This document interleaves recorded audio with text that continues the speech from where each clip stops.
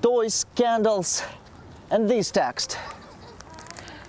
This is the monument of the 1932 genocide of Ukrainian people that was set up by Soviet authorities. And this is not a coincidence that people bring here symbols of the new war. It says here, the eternal memory to children that were killed by Russian soldiers in this war. Eternal memory to the children who were killed by heartless, soulless Russian fascists. We will not forget, we will not forgive. Do the soldiers themselves understand what they are doing? This is an open question. However, in service and in captivity, the psychology of a soldier differs. They usually sincerely admit that their decision to take part in the war in Ukraine was a mistake. Совет всем тем военнослужащим, которые всегда хотят или пойти на сафари, тут убивать украинцев. Одумайтесь, не ведитесь на пропаганду российских СМИ. Не нужно этого делать. Это лучше пойти, не знаю, там отсидеть в тюрьме, я считаю, чем заниматься страшными вещами, которые я здесь увидел. Мародерство, это убитые женщины, дети, причем не от бомб украинцев, а от бомб Российской Федерации. These are the words that military say in captivity. However, what will happen after the Ukrainian army returns them to their homeland, swapping for Ukrainian prisoners of war? Will they return here again?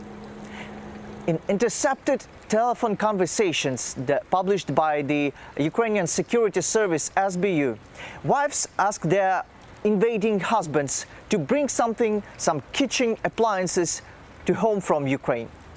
Even in one of them, the wife allows her husband to rape Ukrainian women. Так, ты давай там украинских баб насилуй, да, и ничего не говори, понятно?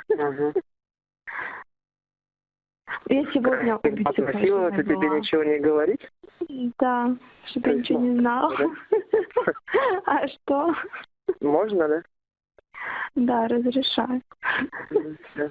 Только предохраняйся. These are the voices and the faces of war, representatives of the Russian army and society. My colleagues from Bigos Info investigative team are using open sources to find facts about their crimes. Soon these facts will be added to the lawsuit. And they are also trying to get out to the bottom of the souls of Russian army. Who are they? What are their family and life backgrounds is? I'm Yudkin Alexey Valerievich. I was born on the 8th of February 2000 in Rostov-on-Don, sent to conduct training and combat operations, was illegally brought to Ukraine. Yudkin's relatives and he himself are ones who actively support the anti-Ukrainian chauvinism that is actively used to brainwash them in Russia. They see nothing wrong with the war and support military ideas of taking over any of the 155th Separate Naval Infantry Brigade. This brigade took part in the battles near Kiev, where after the military retreated, the world saw terrible scenes. Journalists were able to identify some of the members of this brigade and their relatives on social media. Even after what the world saw, after the Russian military retreated out from Kiev, relatives of the military continue to support Russia's offensive in Ukraine. Now we are going to talk to the expert as usual. This is the author of this material. Hello and welcome, Ukraine on Air, and now we are in the studio, continue the topic with our guest. He is one of the Ukrainian journalist investigation groups called Bigos Info. This is Maxim Opanasenko. My greetings to you, Mr. Maxim. Вітаю. Вітаю вас. Ми продовжимо говорити українською мовою. We will continue in Ukrainian. I would like to talk to you about your work, about your coverage of the current situation in Ukraine. In particular, one of your projects is about people captured in Ukraine. These are the Russian military. The first question is, there is a lot of criticism right now about whether we can show these people at all, and whether war is an excuse. What is your personal opinion? My personal opinion is that we not only can do it, but we must do it. At least to have a complete list of those who came here with the war, who came here to kill and destroy. In fact, the captives comprise actually a significant part of this amount of people now, and they should also be added to this list.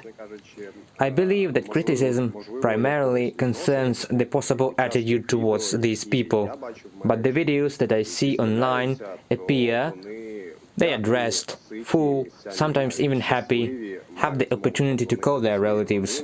What their families respond to them is a different story, but they have this opportunity and they are held normally. Therefore, I do not really understand why there is a criticism, and the list of those people who came here with the war, with names, with contacts, with addresses, it is necessary, because there will be military courts in the future, and this will be an important part of future investigations. Please tell us a little bit about how you work. As far as I understand, you're working with open data. What do you demonstrate in your projects? Who are these people? Maybe you could share any examples. A little prehistory. In general, we are anti-corruptionists by nature, by our skills, but it is logical that starting from February the 24th, anti-corruption in Ukraine simply does not bother anyone, and it is illogical to work on it now. Therefore, we started doing what we believe is needed and required. We have several areas of work. One of them concerns recording war crimes. It extends to various regions, including those where active hostilities are taking place. The regions which unfortunately are under temporary occupation.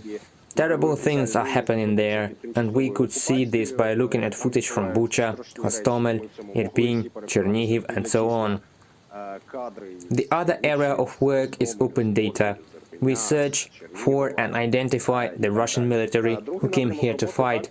Actually, the algorithm is quite simple, and I believe that about a third of the country is doing it in their free from work, volunteering or defending the country time.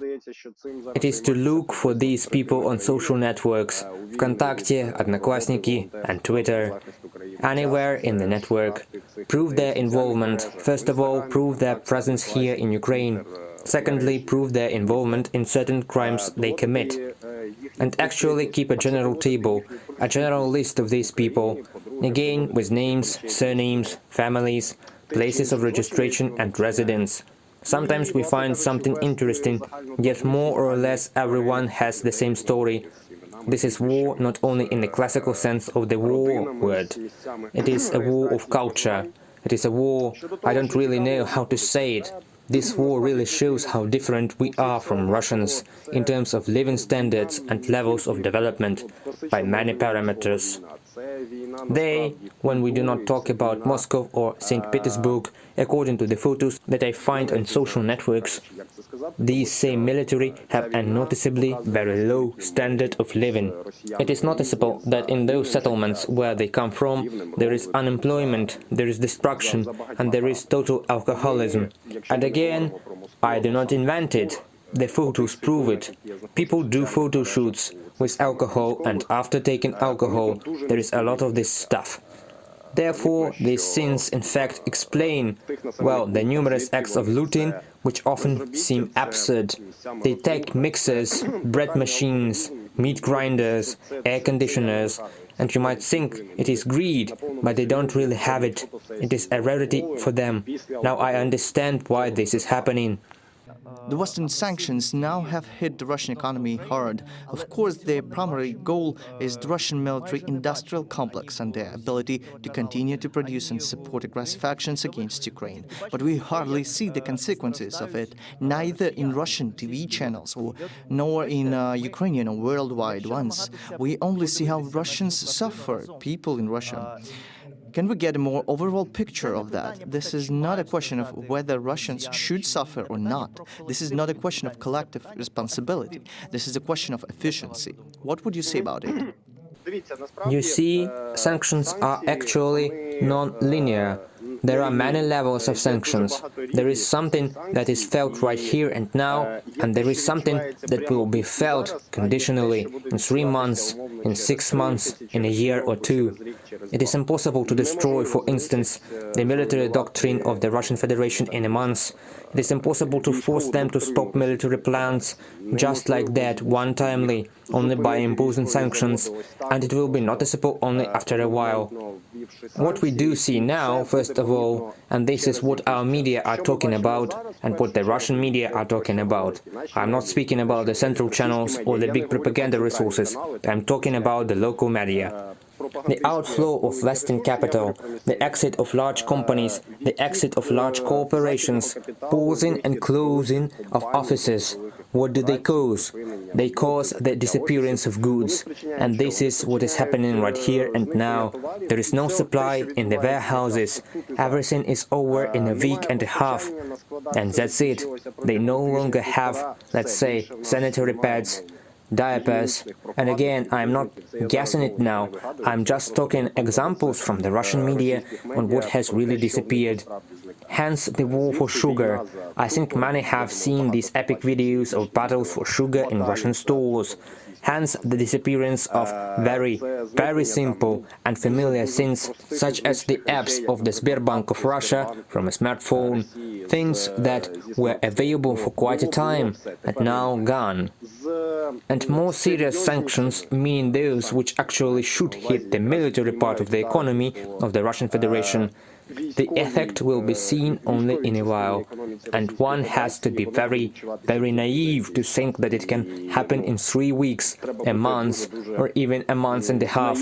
However, it is important to keep them going, keep supporting them. Returning to the topic of the faces of war, it is not just about the faces, those people who are taking part in this aggression against Ukraine. We have just seen in the footage the situation that occurred as a result of the events, but we understand that in fact, and this is what the Russian government says, Russia produces almost nothing on its own.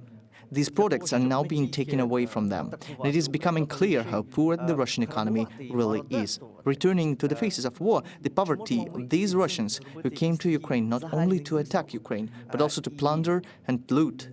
Can we draw a global conclusion from all of this? And one more question, what do you plan to do with the materials that you accumulated during your work? Got it. Thank you. On the first question, here we should go a little deeper. Poverty not only forces the Russian military to plunder Ukrainian homes, Ukrainian shops and Ukrainian lands. Poverty, in fact, in many ways forced them to go to war. Again, looking at life in certain regions of Russia, for example, 9,000 kilometers from here, the name of the settlement has already become a meme in our editorial office. It is Tyakhta. It is 9,000 kilometers from Ukraine. There is a military base there, and from there, among others, soldiers were transferred here to fight in Ukraine. There is nothing there. There is no place to earn. There is no place to study. Roughly speaking, there is just a secondary school, and after the school, one has exactly 2 ways. The first way is to plant something in the garden, maybe getting drunk somewhere in local tipping houses, and the second is a way to avoid it. The second way is to become a militant, to sign a contract and in fact to go to war. That's why it is actually deeper. They came here out of poverty. They agree to go to the army. They agree to sign contracts. They understand perfectly well what awaits them here. They understand perfectly well that this is not a special operation, as the Russian media say, but a real war, that they may not return. But this is such a Russian roulette for them. This is about your first question. You have summed it up quite correctly. As to what we are going to do, we are going to collect the maximum amount of data on the occupiers who came to Ukraine in order to make a big database in the future. We have just started discussing this, but it should be publicly available, with photos, names, addresses, and military units. And we are gradually starting to cooperate with various government agencies. I just don't want to name these structures now, it is out of time. But I think that they will also need this data in their future investigations, including the investigation of crimes committed by Russian soldiers in Ukraine, and it will make their lives a little easier. Thank you very much for your comment. In conclusion, one small question. It seems to me that if we put pressure on Russia's poverty, it is unlikely to help us. Some other things would help us. Do you think that what is happening to the people in Russia now, and I'm not defending them at all in this matter now, it is a different kind of question. I see that There is a certain really civilizational difference. Both poverty and robbery come very close. Shall the increase in poverty hence be helpful? Дивіться, You just have to run through the open Russian publics, the same Odnoklassniki and Vkontakte, and look for what ordinary Russians write. Not a bot farm, but real profiles in the same Odnoklassniki, in the same Vkontakte. For example, under the news about new rocket attacks on a Ukrainian city, or news about the death of a Ukrainian soldier, or again under the news about the destruction of their flagship cruiser, Moscow. There is madness. There is an absolute madness, like, well, now you definitely need to hit a nuclear bomb in Kyiv. Ukrainians must die, revenge must come, and so on. Therefore, the thesis about bad Putin, bad security service, and bad part of the military leadership, but good Russians, and why they should suffer, it is very subjective now. It is only my opinion, others can disagree with it. But it is wrong, because everything that is happening now in Russia, it is partially through the position and through the voices of these ordinary Russians, who have now suddenly discovered that there is suffering. We are innocent, I only went once to vote for Putin, that's all, and now I have no sugar. There is a cause and effect relationship. There is. That's why I have this opinion. And so, thank you very much for it. And we've just heard the position of one of the distinguished members of Ukrainian journalist groups, and he is an author for the investigational journalism in Ukraine, particularly what he is doing and what this group is doing right now, fighting together with Ukrainian people against Russian invasion. They are investigating not only the crimes of war, but investigating their roots. And today we tried to present you some of the opinions regarding these reasons of war. Thank you for being with us here in our studio. This was UA English Broadcast. Nick Starkov. See you tomorrow.